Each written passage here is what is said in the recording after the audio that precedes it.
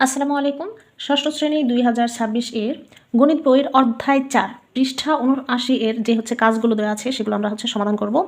দেখো প্রশ্ন প্রথম যে কাজটা দেওয়া আছে সেটা ১ নম্বরে কি বলেছে, নিচের বীজগণিতীয় রাশি দ্বারা কি বোঝায়। মানে এখানে বীজগণিতীয় রাশি থাকবে, সেটাকে তোমার কথায় লিখতে হবে। আমরা যেমন পাটিগণিতের এগুলো কিন্তু আমরা লিখেছি সংখ্যায় থাকলে কথায় লিখতে হয়, কিংবা কথায় থাকলে সংখ্যায় লিখতে হয়। তেমনিও বীজগণিতীয় মানে যেই সংখ্যাগুলো থাকবে কিংবা যেই সম্পর্কগুলো আছে সেই সম্পর্কগুলোকে আমাকে আমাদের কথায় বুঝিয়ে লিখতে হবে। তো এখানে 7 এবং x, এই 7x কিন্তু কি আকারে আছে, গুণাকারে। তাহলে এটা আমরা লিখতে পারি x এর 7 গুণ। এখানে যেই 7টা থাকবে, যে সংখ্যাটা থাকবে সেটা আমরা মানে এখানে অঙ্কে থাকবে, এখানে আমরা কথায় লিখব x এর 7 গুণ। 2 নম্বর দেওয়া আছে 5 - 4x। তার মানে আমাদের এখানে 5 থেকে এই 4xটা কি আকার আছে, বিয়োগ আকার আছে। তাহলে আমরা এখানে লিখতে পারি 5 থেকে, এই যে দেখো x আর 4 কিন্তু এখানে কি আকার আছে, পাশাপাশি থাকলে আমরা বুঝবো যে এখানে গুণাকার। এখানে কিন্তু এই চলকের সাথে যেই সংখ্যা থাকবে সেটা কিন্তু কি থাকে, গুণাকারে থাকে। যখন মাঝখানে কোনো প্রক্রিয়া চিহ্ন না থাকে তখন কিন্তু আমাদের সেটাই কি বোঝায়, গুণ বোঝায়। সো 5 থেকে x এর 4 গুণ, এই যে দেখো 4টাকে কিন্তু আমরা এখানে কথায় লিখতে হবে x এর 4 গুণ বিয়োগ 5 থেকে x এর 4 গুণ বিয়োগ। 3 নম্বর আছে 8x + 9। তার মানে 8 এবং x কি আকারে আছে, গুণ আকারে। তাহলে আমরা এখানে লিখতে পারি x এর 8 গুণের সাথে 9 কি আকার আছে, যোগ আকারে। সো আমরা লিখব x এর 8 গুণের সাথে 9 যোগ। এরপর 4 নম্বরে দেওয়া আছে 2/x + 3/y। এখানে আমরা প্রথম যে পদটা সেটাকে আমরা লিখতে পারি 2কে x দ্বারা। 2কে x দ্বারা কি করা হয়েছে, ভাগ করা হয়েছে। এই উপরে যেটা থাকবে সেটাকে ভাগ করা হয়েছে নিচেরটা দ্বারা। সো আমরা লিখব 2কে x দ্বারা, এবং এখানে এবংও দিতে পারো, কমাও দিতে পারো, এবং 3কে y দ্বারা ভাগ করে, এই যে 2কে x দ্বারা এবং 3কে y দ্বারা ভাগ করে যে ভাগফলটা আমরা পাবো সেটাকে কি করতে হবে, যোগ করতে বলেছে। তাহলে আমরা সুন্দরভাবে লিখব 2কে x দ্বারা 3কে y দ্বারা ভাগ করে প্রাপ্ত ভাগফলগুলোর যোগ। এখানে যোগ আছে, তুমি এখানে ভাগফলগুলোর সমষ্টি লিখলেও হবে, যোগ লিখলেও হবে। সো এখানে আমাদের যেই সম্পর্কগুলো ছিল সেগুলো আমরা কথায় লিখেছি।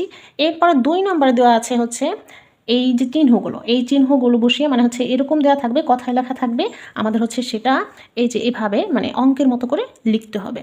তাহলে মানে চিহ্ন বসিয়ে এবং সংখ্যা বসিয়ে, সংখ্যা, চলক এবং চিহ্ন বসিয়ে সেটা আমাদের লিখতে হবে।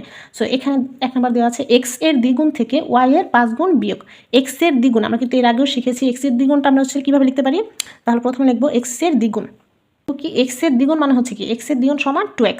আবার y এর 5 গুণ মানে কি, এই যেখানে সমান সমান লিখব 5y। সেটাকে কি করতে বলছে, বিয়োগ করতে বলছে। তাহলে আমরা এখানে লিখতে পারি বিয়োগ। এই যে x এর দ্বিগুণ আমরা 2x পেয়েছি, সেটা থেকে বিয়োগ করতে বলেছে। তাহলে আমরা বিয়োগ দিব এই 5y। ঠিক আছে, এটাই অ্যান্সার। এটা খুবই সিম্পল, x এর সাথে y এর 8 গুণ যোগ। তাহলে আমরা এক্সট্রা এখানে খালি রাখতে বলেছে, y এর 8 গুণ, y এর 8 গুণ মানে 8y। এই যে এক্সটা কিন্তু আগে রাখতে বলেছে, এক্স আগে রাখলাম, y এর 8 গুণটা যোগ করতে বলেছে, তাহলে এভাবে দিলাম, দ্যাটস ইট, এটাই। 3 নম্বর কি বলেছে, x এর দ্বিগুণ থেকে y এর 3 গুণ বিয়োগ। এটাও কিন্তু একদম সিম্পল, x এর দ্বিগুণ কিন্তু আমরা এর আগেও লিখেছি, বিয়োগ করতে বলেছে। তাহলে নির্ণয় বিয়োগ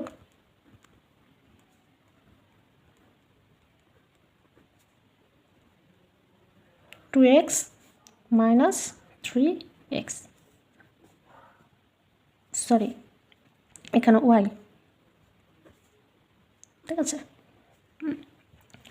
দেখো 4 নম্বরে কি বলেছে, x-কে 9 দ্বারা গুণ করে প্রাপ্ত গুণফল থেকে 4 বিয়োগ। একদম সিম্পল, এখানে x-কে 9 দ্বারা গুণ কিংবা x এর 9 গুণ একই কথা।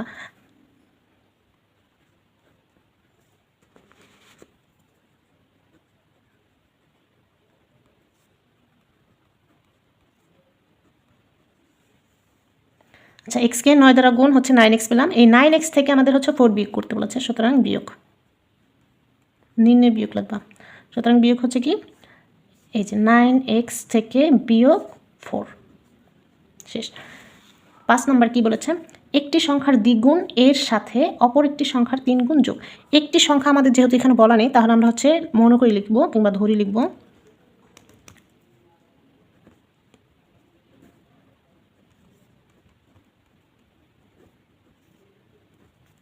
একটি সংখ্যা আমরা এক্স ধরব, যার দ্বিগুণ।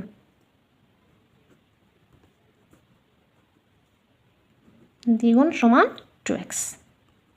আবার হচ্ছে অপর সংখ্যাটি কত? অপর সংখ্যাটা আমরা তাহলে কি ধরতে পারি? y, যার 3 গুণ। তাহলে কি হলো? 3y। এটা কি বলেছে? যোগ করতে বলেছে।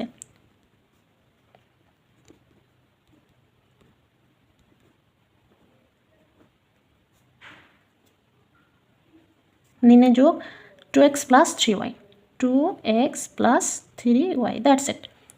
তাহলে এই যেগুলো আমাদের হচ্ছে কাজ ছিল, আশা করি তোমরা বুঝতে পেরেছ। দেখো 79 পৃষ্ঠার আরেকটা কাজ আছে, যে নিচের রাশিটিতে কয়টি পদ আছে এবং পদগুলো কি কি। তো এই যে রাশিটা হচ্ছে আমাদের এটা, এই একটা রাশি শিখলে কিন্তু তোমরা পদগুলো বুঝে যাবা, আমি তোমাদের বুঝিয়ে দিচ্ছি।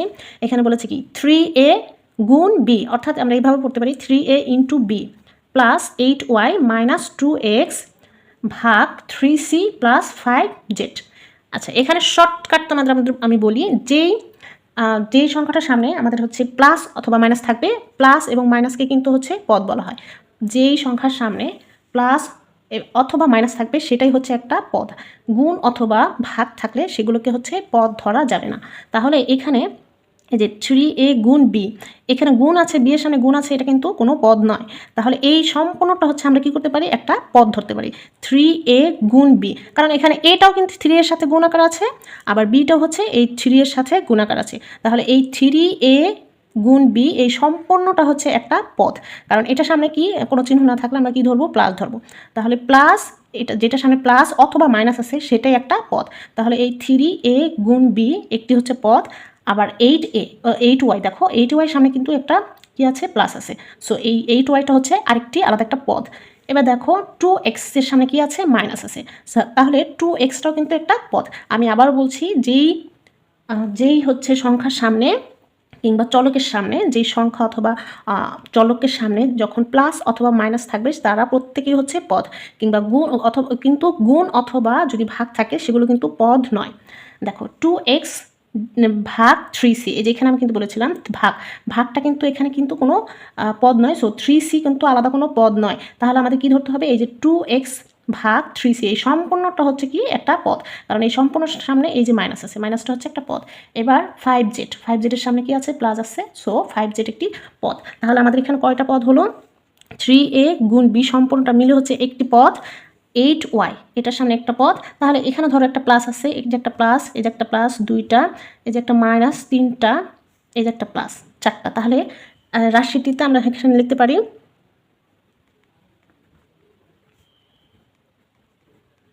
রাশিটিতে চারটি পদ আছে। কি কি পদগুলো? কি কি? এই যে 3a into b, 3a into b এটা একটা পদ, ঠিক আছে। এরপর 8y